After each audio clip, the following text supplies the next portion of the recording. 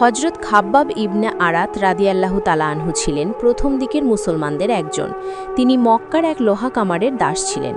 ইসলাম গ্রহণ করার পর তার মালিকরা তাকে এমন নিষ্ঠুর নির্যাতন দিত যে মানুষের সহ্য সীমা ছাড়িয়ে যেত।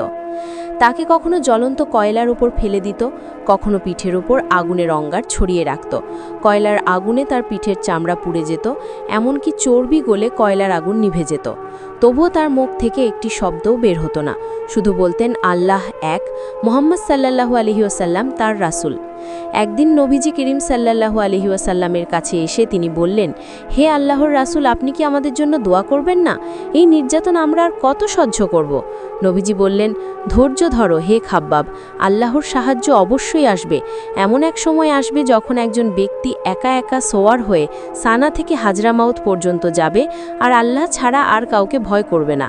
এভাবেই খাব্বাব রাদিয়াল্লাহু তাআলা আনহু ধৈর্য ধরে ঈমান আঁকড়ে ধরে কষ্ট সহ্য করেছিলেন।